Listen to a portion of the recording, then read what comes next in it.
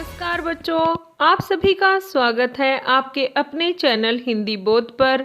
आज हम इस वीडियो में पढ़ेंगे क्लास 12th के सिलेबस में शामिल लेसन नंबर 12 के प्रश्न उत्तर।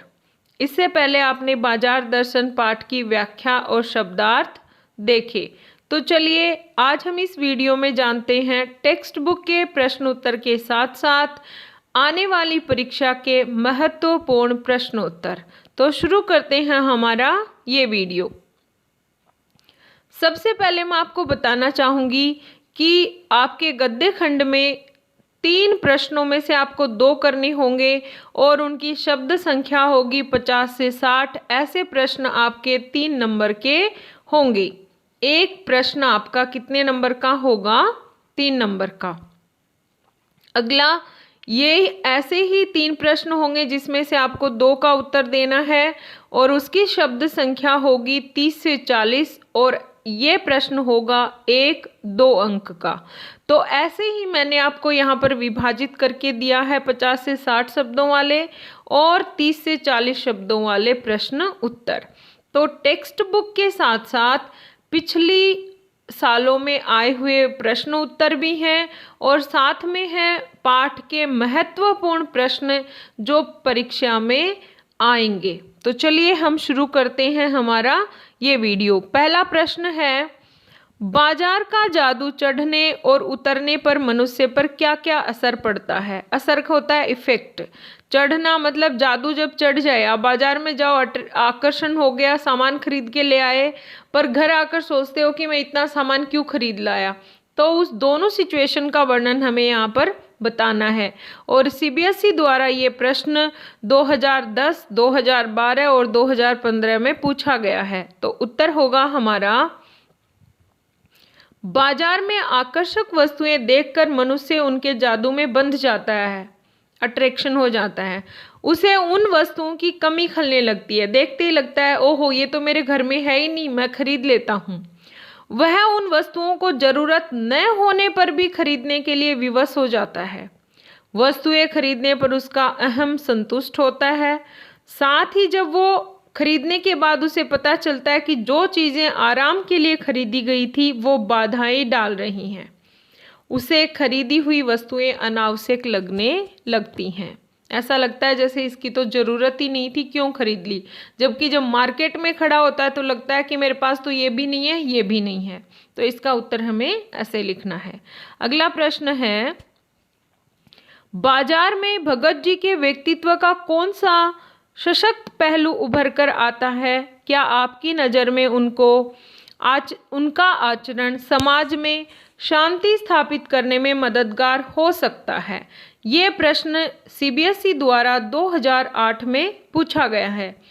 तो यहाँ पर हम उत्तर लिखेंगे, भगत जी समर्पण की भावना से ओतप्रोत हैं। धन संचय में उनकी बिल्कुल रुचि नहीं है। वे संतोषी स्वभाव के आदमी हैं। ऐसे व्यक्ति ही समाज में प्रेम और सौहार्द का संदेश फैलाते हैं। इसीलिए ऐसे व्यक्ति समाज में शांति स्थापित करने में मददगार साबित होते हैं।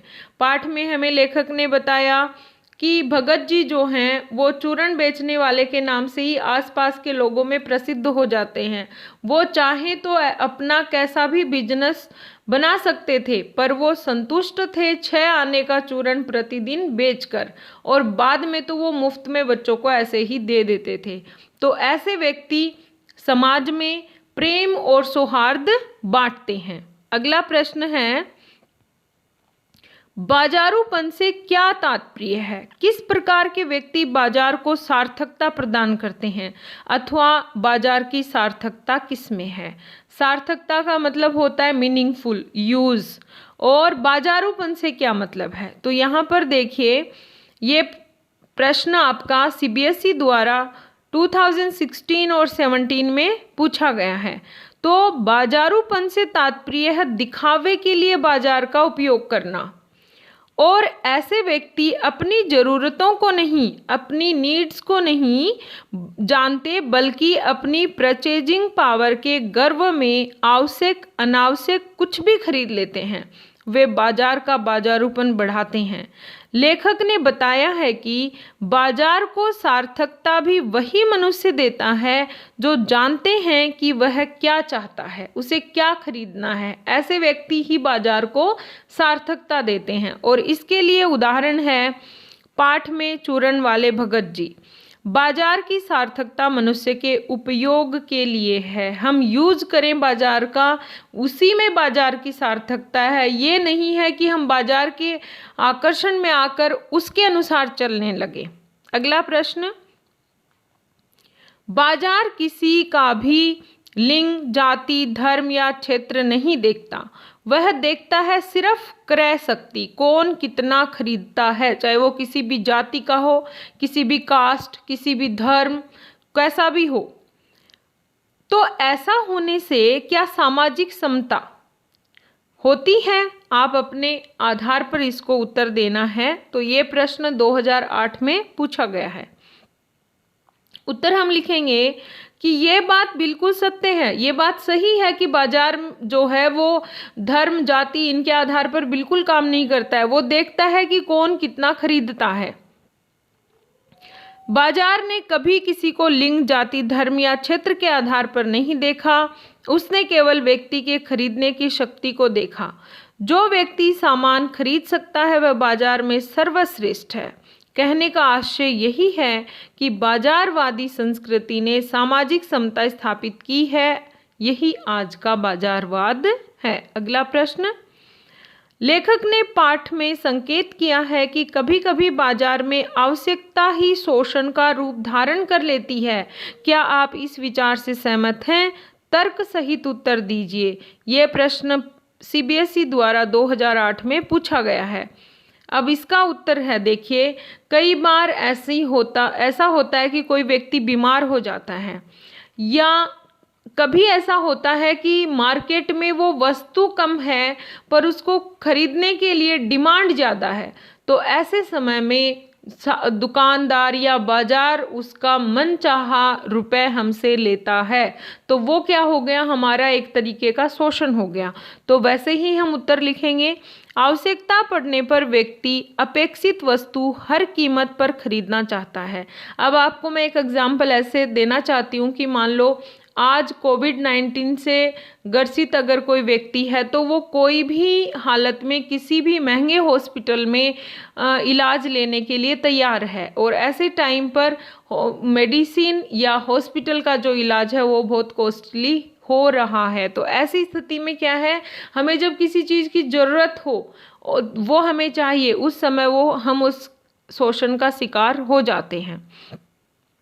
तो वह कोई भी कीमत देकर उस वस्तु को प्राप्त कर लेना चाहता है, इसीलिए वह कई बार शोषण का शिकार हो जाता है। बेचने वाला तुरंत उस वस्तु की कीमत मूल कीमत से ज़्यादा बता देता है।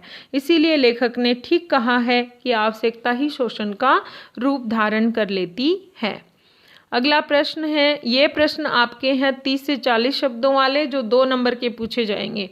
पहला प्रश्न, बाजार दर्शन से क्या अभिप्राय है? तो बाजार दर्शन से लेखक का अभिप्राय है बाजार के दर्शन करवाना, अर्थात बाजार के बारे में बताना कि कौन कौन सी चीज़ें मिलती हैं, कि वस्तुओं की बिक्री ज़्यादा होती है, ये बाजार किस तरह आकर्षित करता है, लोग क्यों बाजार से ही आकर्षित होते हैं। दूसरा प्रश्न, उपभोक्तावादी संस्कृति क्या है? उपभोक्तावादी संस्कृति बाजार में उपभोक्ताओं का समूह है। उपभोक्ता बाजार से सामान खरीदते हैं, यह वर्ग ही बाजार पैदा करता है। लोग अपने उपभोग की सारी वस्तुएं बाजार से खरीदकर उनका उपभोग करते हैं। बाजार का सारा कारोबार इन्हीं पर निर्भर करता है। अगला प्रश्न, कौन से लोग फिजूल खर्ची नहीं करते? लेखक कहता है कि संयमी लोग फिजूल खर्ची नहीं करते हैं, वे उसी वस्तु को खरीदते हैं जिनकी उन्हें ज़रूरत होती है। बाजार के आकर्षण में ये कभी नहीं फंसते। उन्हें अपनी ज़रूरत से मतलब है, न कि बाजारूपन से। जो चाहिए वही खरीदा, नहीं तो छोड़ दिया। अगला प्रश्न, भगत जी के बारे में बताइए। ये वेरी इंपॉर्टेंट है, आपको उनके व्यक्तित्व के बारे में पाठ में क्यों उनका एग्जाम्पल दिया गया है ये याद रखना है। तो यहाँ पर देखिए, लेखक ने भगत जी पात्र का वर्णन इस निबंध में किया है। इसके माध्यम से लेखक ने संतोष का पाठ पढ़ाया है कि वो कितने संतुष्ट थे। वो 6 आने का चूर्ण बेचते थे, फिर भी वो हैप्पी थे, खुश थे। भगत जी केवल उतना ही सामान बेचते थे जितना कि बेचकर खर्चा चलाया जा सके। वह खर्चे लायक पैसे आ गए तो सामान बेचना बंद कर दिया। कभी किसी गरीब बच्चे को मुफ्त चूर्ण दे दिया, लेकिन ज़्यादा सामान बेचने का लालच उनको नहीं था। अगला प्रश्न, किस तरह का बाजार आदमी को ज़्यादा आकर्षित करता है? तो देखिए, जो डेकोरेटेड दुकानें होती हैं या बड़े बड़े शॉपिंग मॉल होते हैं वो हमें ज़्यादा आकर्षित करते हैं। तो यही उत्तर हम लिखेंगे। लेखक के अनुसार शॉपिंग मॉल व्यक्ति को ज़्यादा आकर्षित करते हैं। उनकी सजावट देखकर, सजावट डेकोरेशन देखकर व्यक्ति उनसे बहुत प्रभावित हो जाता है। वह उनके आकर्षण के जाल में फंस जाता है। इसी कारण वह उन चीज़ों को भी खरीद लेता है जिसकी उसे कोई ज़रूरत नहीं होती। वास्तव में शॉपिंग मॉल ऊंचे रेटों पर सामान बेचते हैं, उनकी कीमत भी ज़्यादा होती है। अगला प्रश्न, ये हम पढ़ चुके हैं, ये 2009 में भी आया है फिर से।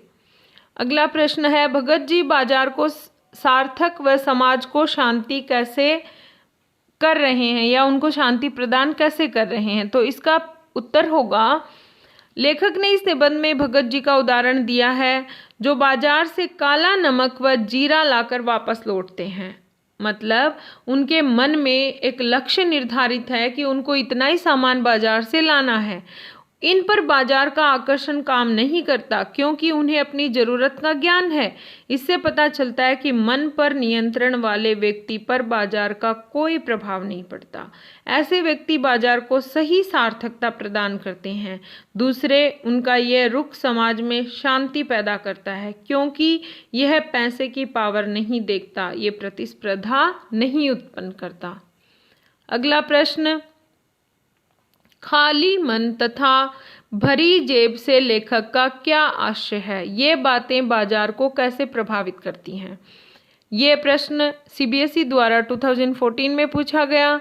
देखिए, ये ऑब्जेक्टिव टाइप के लिए भी इम्पोर्टेंट क्वेश्चन है। इसमें क्या कहा है, जब आपका मन खाली हो, मतलब आपके मन में कोई ध्येय नहीं है, उद्देश्य नहीं है, और तब आप बाजार में जाते हो और आपके पास रुपए हों तो आप कुछ भी खरीद लाते हो। जिस वस्तु की ओर अट्रैक्ट हो गए वो ही खरीद लोगे। तो ऐसे ही कहा है इसमें, खाली मन तथा जेब भरी होने से लेखक का आशय है मन में किसी निश्चित वस्तु को खरीदने की निर्णय शक्ति न होना तथा मनुष्य के पास धन होना। ऐसे व्यक्तियों पर बाजार अपने चमक दमक से कब्जा कर लेता है। वे गैर जरूरी चीज़ें भी खरीद लेते हैं, जो उनको ज़रूरत नहीं होती वो भी खरीद लेते हैं। नहीं तो देखिए, भगत जी संतुष्ट आदमी है, वो ज़्यादा लालच भी नहीं करता, उसके पास बहुत सारे रुपए भी नहीं है, इसलिए वो जीरा और नमक निर्धारित करके जाते हैं तो उतना ही खरीद के भी लाते हैं। तो ये बातें इस प्रकार स्पष्ट होती हैं। अगला प्रश्न है, बाजार दर्शन पाठ के आधार पर पैसे की व्यंग्य शक्ति कथन को स्पष्ट कीजिए। ये प्रश्न सीबीएसई द्वारा 2015 और 16 में पूछा गया। लेखक बताता है कि पैसे में व्यंग्य शक्ति होती है। यदि कोई समर्थ व्यक्ति दूसरे के सामने किसी महंगे वस्तु को खरीदे तो दूसरा व्यक्ति स्वयं को हीन महसूस करता है। पैदल या दोपहिया वाहन चालक के पास से धूल उड़ाती कार चली जाए तो वह परेशान हो उठता है, वह स्वयं को कोसता रहता है, वह भी कार खरीदने के पीछे लग जाता है। इसी कारण बाजार में मांग बढ़ती है। अगला प्रश्न, बाजार दर्शन पाठ के आधार पर बताइए कि पैसे की पावर का रस किन 2 रूपों में प्राप्त होता है?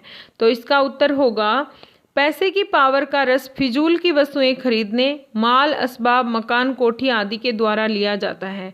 यदि पैसा खर्च न भी किया जाए तो अधिक धन पास रहने से भी गर्व का अनुभव किया जा सकता है। अगला प्रश्न, बाजार दर्शन निबंध उपभोक्तावाद व बाजारवाद की अंतर्वस्तु को समझाने में बेजोड़ है।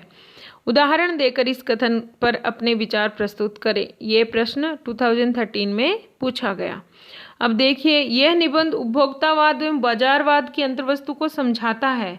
इसमें क्या बताया गया है कि बाजार का आकर्षण मानव मन को भटका देता है, वह उसे ऐशो आराम की वस्तुएं खरीदने की तरफ आकर्षित करता है।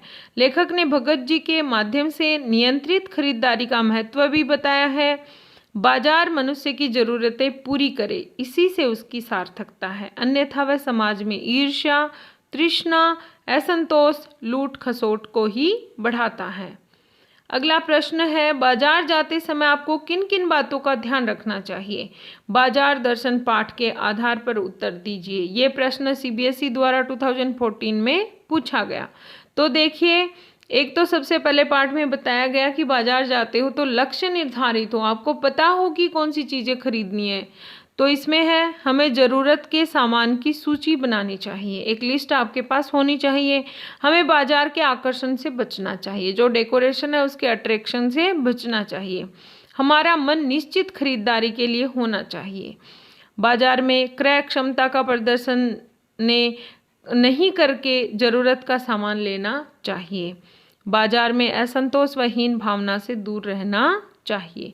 तो ये था हमारा प्रश्नोत्तर का वीडियो, और मैंने कोशिश की है कि इस वीडियो में इस पाठ के सारे इम्पोर्टेंट क्वेश्चन आ जाएं, जो आप सभी के लिए परीक्षा में लाभदायक हों। तो ये था आज का वीडियो। आपको पसंद आया है तो लाइक ज़रूर करें, चैनल पर नए हैं तो सब्सक्राइब करें। Thank you.